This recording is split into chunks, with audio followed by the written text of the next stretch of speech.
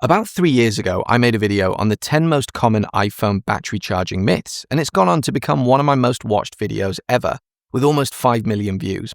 But a lot can change in 3 years, especially in the tech world. So I thought it was time to go back to those exact same myths and see if the advice I was giving in 2022 still stands in 2025.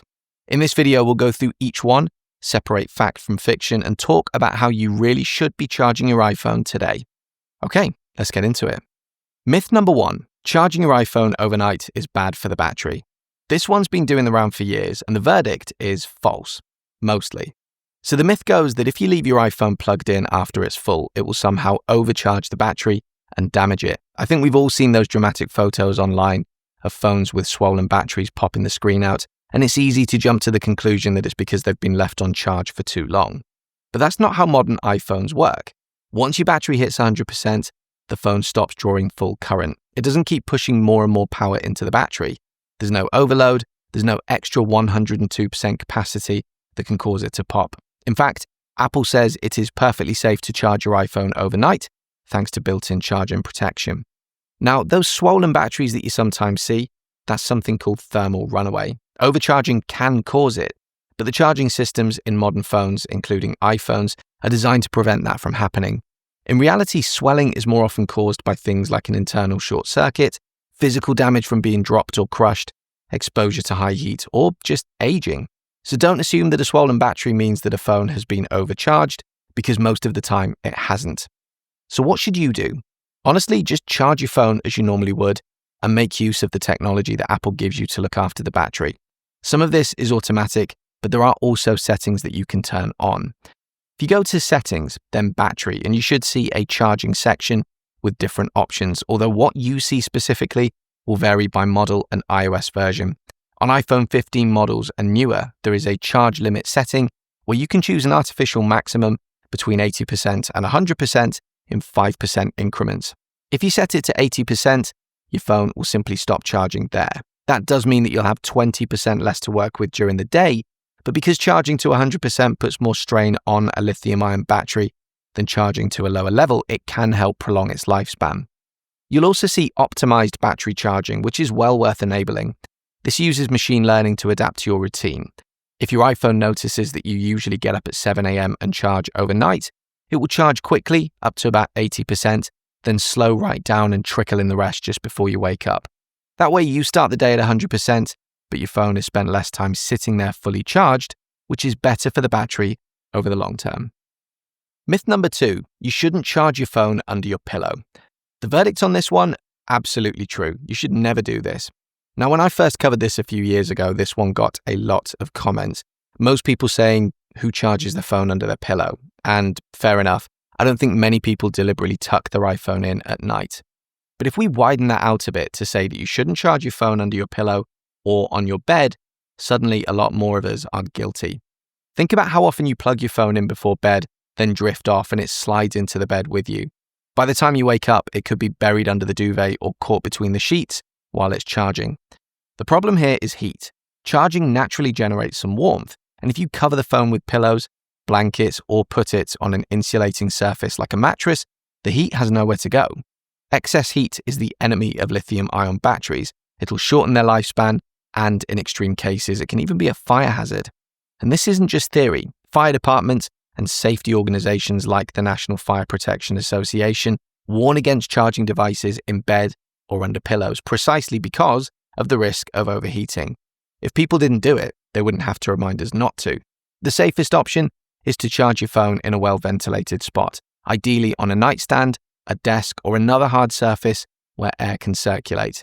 If you're using something like a MagSafe stand, even better, the phone is propped up and airflow can carry the heat away.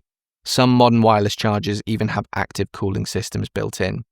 Now, to be clear, the chances of a healthy iPhone spontaneously catching fire are incredibly low, but prolonged heat will age your battery faster, and if something does go wrong with the charger or battery, you don't want it happening under your pillow. So it is worth playing it safe. Give your phone some breathing room when it's charging. By the way, do you ever find yourself watching tips and tricks videos like this and think, how am I supposed to remember all of this?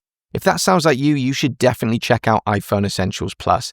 It's my dedicated training portal for the iPhone. More than 150 lessons with more content on the way. It's broken down into modules, with each one covering a different part of your iPhone. Inside each module, you'll find lessons, and every lesson comes with a short video showing you exactly what to do, a step-by-step guide with screenshots, and a downloadable PDF. So no matter how you like to learn, you're covered. You can go through everything at your own pace, or just use the search tool to jump straight to the thing that you're trying to figure out. There are no ads, no sponsors, just content. And it's all available for a single price, no ongoing subscription. That one-time purchase also includes all future updates, including the iOS 26 update that I'm working on right now. And if you've got a Mac, I've recently launched Mac Essentials Plus as well.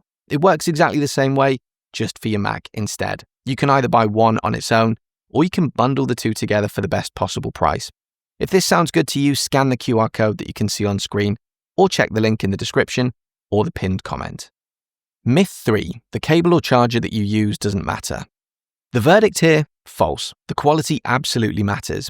Now that doesn't mean that you should only ever buy Apple branded chargers and cables directly from Apple. Yes, their products are generally very good, but you definitely do pay the Apple tax. There are plenty of other high quality options from trusted, well-known manufacturers that will do the job just as well and often for less money. For iPhones with a Lightning port, look for MFI certification. That's made for iPhone. If a Lightning cable has MFI certification, it's been tested to meet Apple's standards with stable power delivery and proper safety circuitry built in. On newer iPhones with USB-C, there is no MFI program, but you should still look for USB-IF certification, which is the industry standard for safe, reliable USB-C cables. On the other hand, those flimsy, ultra-cheap cables or knockoff chargers that you find online can be a real gamble. They might push unstable power, run hot, or skip safety protection altogether. That can mean too much current going to your device, excess heat, and in worst-case scenarios, electrical faults or even fires. To be fair, when something like that happens, it's usually at the charger end, not inside the iPhone itself, because your iPhone has built-in safeguards to manage charging as safely as possible. But ultimately, if you get an electrical fire, it doesn't really matter what caused it. When in doubt, look for the MFI logo on Lightning cables or USB-IF certification for USB-C and buy from a brand that you know and trust. A reliable cable and charger aren't just about keeping your battery healthy, they're also about keeping you safe. Myth number 4, you should fully drain your battery every now and then. The verdict here is false. This is an old bit of advice that simply doesn't apply to modern iPhones. The idea stems from older nickel-cadmium batteries, which did suffer from something called the memory effect. The cells could develop diminished capacity if repeatedly recharged after only partial discharge, a bit like your iPhone thinking 80% was full if you always stopped there. But your iPhone uses a lithium-ion battery, and lithium-ion cells don't have that memory effect at all. Partial charging is perfectly fine, and you don't ever need to fully drain them. In fact, low discharges are generally better. Running your battery down to 0% before charging again is outdated advice. Even Apple says there's no need to let your device fully run out of battery before recharging, and that it's a bad idea to do that regularly. Lithium-ion chemistry actually prefers top-ups. Popping it on charge for a few minutes when it's convenient is totally fine. Keeping your battery between roughly 20% and 80% is healthier over the long run, and frequent deep discharges put more strain on your battery. Your iPhone even has low power mode, which helps you stretch the last few percent and reduce the risk of the phone hitting absolute zero unexpectedly. If there's one thing to take from this myth, it is this. Avoid letting your battery regularly dip below about 20%, and especially avoid living in that 10% or lower range. Stick to topping up when it's convenient, and you'll be looking after your battery for the long term. By the way, if you're enjoying the content here, you should definitely check out the Proper Weekly. It's my free weekly newsletter that lands in your inbox every Friday, packed with tech news from the week, content I've been enjoying, and a handy tip for the Apple ecosystem. Just scan the QR code on screen to sign up, or follow the link in the description.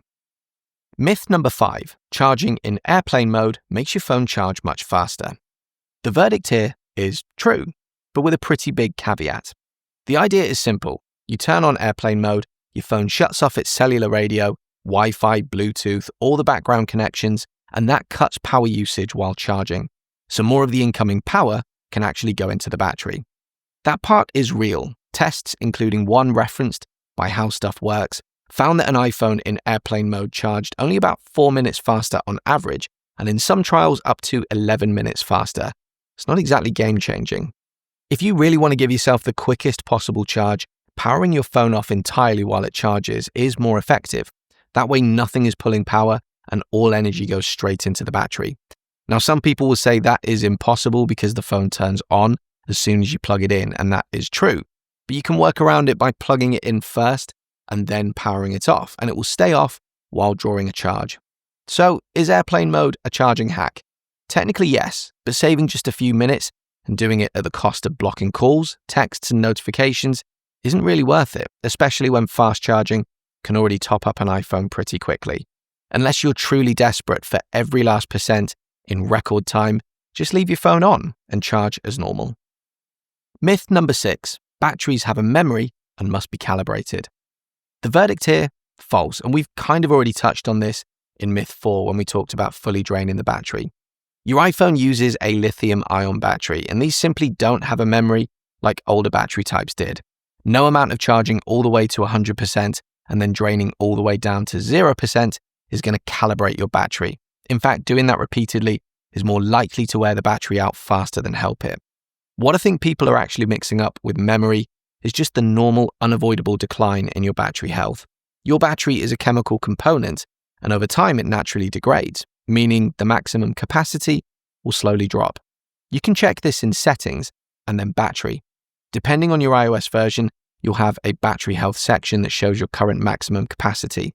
On my iPhone 16 Pro running the public beta of iOS 26, for example, my battery health says normal, but the maximum capacity is 90%. That's a 2% drop from when it was new. Completely normal, completely unavoidable. All lithium-ion batteries lose capacity over time. Now, back in my 2022 video, I suggested that if your battery capacity dropped below a certain level, normally around 80%, you should be looking to replace the phone. And that wasn't good advice, and people did rightly call me out for it in the comments. If you're in a position to upgrade and you want to, that's fine, but for many people, simply replacing the battery is the smarter and far more cost-effective option, not to mention being better for the planet. Apple can do this for you, and if you have Apple Care, it is often at a nominal cost. There are also authorized third-party repairers who can swap out the battery for a genuine one.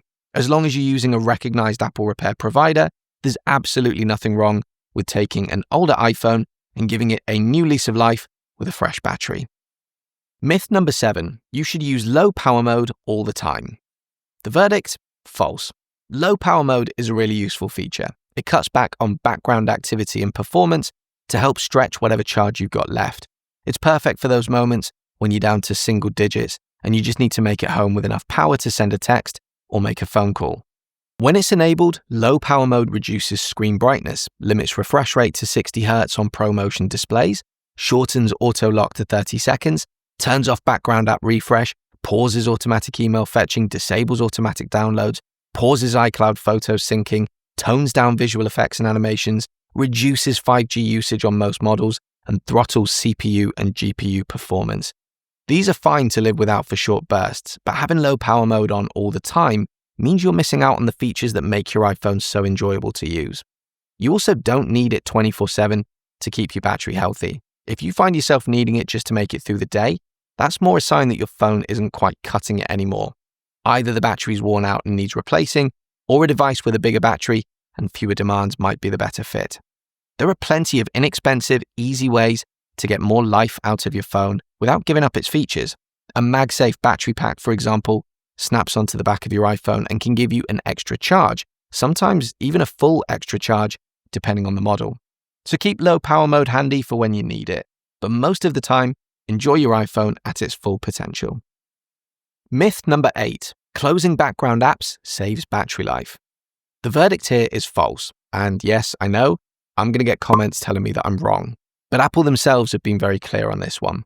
The logic is reasonable. If you've got a bunch of apps sitting open in the background, surely they're running and using up battery, and by swiping up to close them, force quitting, you're freeing up resources and saving power.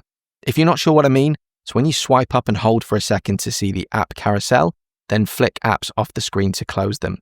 The thing is, iOS is designed to manage those background apps intelligently.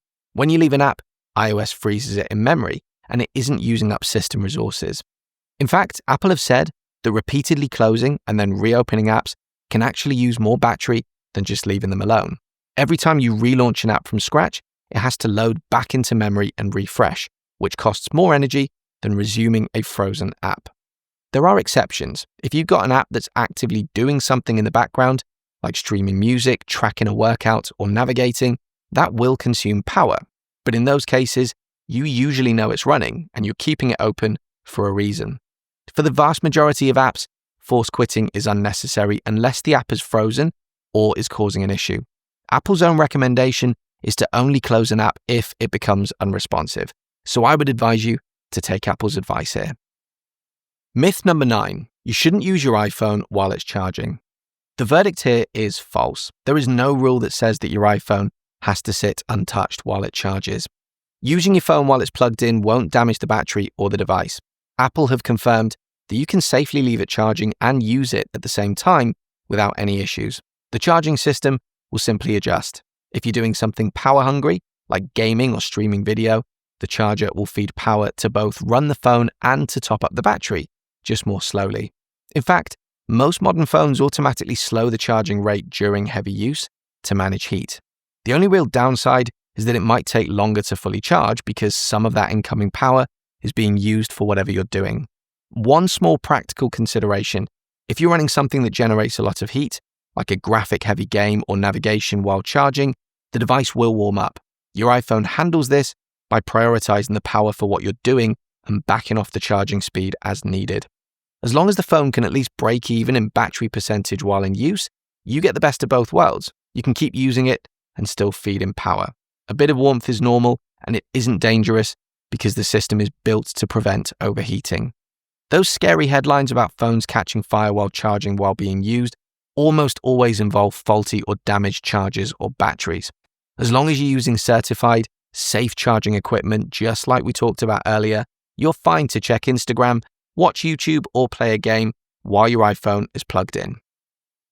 Myth number 10, fast charging will ruin your battery. The verdict here is false. Fast charging has become standard in modern smartphones, including the iPhone, so it is understandable that people worry that it might damage the battery. The idea is simple. More power pushed in more quickly must mean more heat and stress, and we've already talked about how heat isn't good for lithium-ion batteries. And while it's true that fast charging does generate more heat than a slow charge, iPhones are designed to handle it safely. They use a multi-phase charging strategy. When the battery is low, the phone will accept higher voltage or current up to about 80%, then automatically switch to a slower, safer trickle charge as it approaches full. That's why the first part of charging is quick, but the final stretch noticeably slows. It's by design to protect the battery and avoid overheating. Apple's optimized battery charging further helps by delaying the final 20% charge until just before you're likely to unplug, which reduces battery aging. Apple keeps its fast charging rates moderate for this reason. Newer models may charge at 20 to 30 watts, which is way less demanding than some Android phones that push 100 plus watts. Independent testing supports that fast charging within Apple's limits causes only modest extra battery wear. In fact, iPhone 15 models are now rated for up to 1,000 full battery cycles before dropping below 80% capacity, compared to around 500 cycles on earlier models. Of course, fast charging while the iPhone is exposed to direct sunlight or a very hot environment can be a problem. That's about the conditions, not the charging speed. Heat remains the real risk. So wherever possible, plug in your iPhone in a cool, ventilated spot. Ultimately, avoiding fast charging to preserve battery life just isn't necessary. It's safe, reliable, and convenient when used properly. So there you go. A lot has changed in the smartphone world since 2022, but one thing that I've realized while making this update is that not much has changed when it comes to how you should be charging your iPhone. There are a few simple rules worth keeping in mind, but the number one is heat. Heat is the biggest enemy of your iPhone's battery. If you can minimize how much heat your iPhone is exposed to, not just while charging, but in general, you'll avoid a lot of the problems that people run into. Combine that with using certified cables and chargers from trusted, reputable brands, and you can pretty much just plug in and charge however and whenever it suits you. That's the beauty of modern iPhones. They are designed to fit around our lives, not for us to spend our lives worrying about how to charge them. What about you? Any battery charging tips that you think I should have included here? Drop me a comment and let me know. And as ever, if you found this video useful, Do please consider leaving me a like and subscribing to my channel for more content like this in the future. See you on the next video.